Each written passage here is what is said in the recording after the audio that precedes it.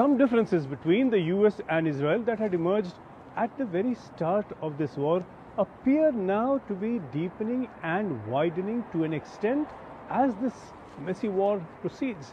Trump is now said to be open to the idea of talks with Iran, while Iran says it is not, but this could change either way.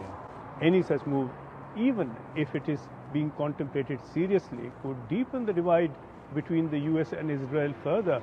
A premature end to all this without Israel's objectives met is not what Israel is looking for. For Israel, this is about survival with two specific aims: to end the nuclear capacity of Iran once and for all as it would like, and second, to completely destroy its capacity to launch ballistic missiles, again, as it intends once for all. Israel has been hit by Iranian ballistic missiles repeatedly. To that, add its fear of a nuclear warhead on these missiles, and Israel certainly will want to do all it can to get rid of what it sees as an existential threat. Trump's stated aims are similar, with an emphasis on denuclearizing Iran more than on the ballistic missiles, but the emerging push for the US is turning out to be oil, and that would make this war Venezuela plus, and Trump has said so. Senator Lindsey Graham, who is Trump's right-hand political ally in Washington over this war, has rebuked Israel sternly for bombing Iran's oil facilities, for seeking therefore to destroy what the US is ultimately after more than anything else. Israel can live with an oil crisis, Trump cannot. A divergence arising from this, even if undeclared, has been the expectations over Iranian response. Trump was surprised at first that Iran has not capitulated at the mere sight of the mighty American buildup. He said so, and he expressed his surprise, and he was surprised that it did not capitulate after day one of the bombings, then day two, and on and on and on. Israel has a better sense of who it is dealing with, that Iran will not make the kind of unconditional surrender Trump has demanded.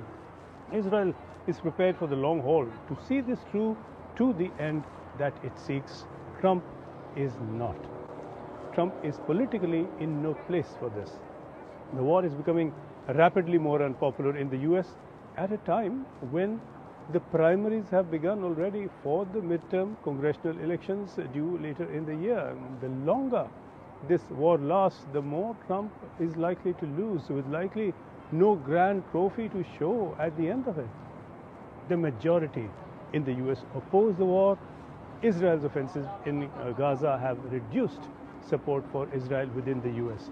On the other hand, in Israel, support for the war is overwhelming. So broadly, the people of Israel want this war, the people of the US do not. So will Trump then go as far as Netanyahu wants to go, and for however long Netanyahu is prepared to go? Likely not. Trump is thinking of his survival, his political survival first. But Trump cannot in a hurry abandon Israel now, and not after this level of joint assault. It's hard to spot some compromise formula here that works for everyone.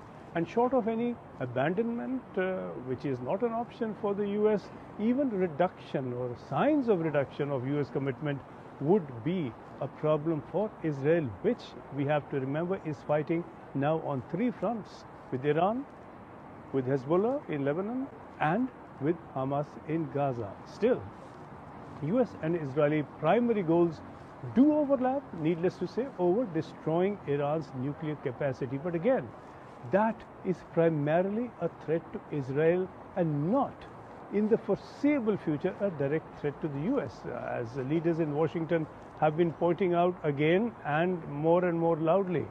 The US certainly is committed to doing what it can to destroy this Iranian nuclear capacity, so long as it can do so and fly away fast. And in this war, to obliterate what Trump declared he had obliterated in the war in June of last year. Iran's ballistic missiles too threaten Israel. They are no immediate threat to the US at all. For Israel then to meet its aim, it would have to destroy the last of these and to erase Iran's capacity to ever make them again. And that's a long haul for Israel, and maybe too long a haul for the US if it can be achieved absolutely by either or both at all. Trump now has the option of going back to his earlier long declared position against any US military involvement in the Middle East. He does have a particularly changeable mind, and that is not a luxury Israel can consider. It lives in the middle of the Middle East in a hostile neighborhood. It is out to protect itself. An added difficulty for Netanyahu now this year is that Israel too goes to the polls, and Netanyahu will need to show that he has won, that his objectives have been met. Not the easiest objectives to meet, not even if the US were to remain fully on board with Israel. And it will have to do so indefinitely till these aims are met. Though not serious differences between the two, but some significant divergence certainly arising between Israel and the US.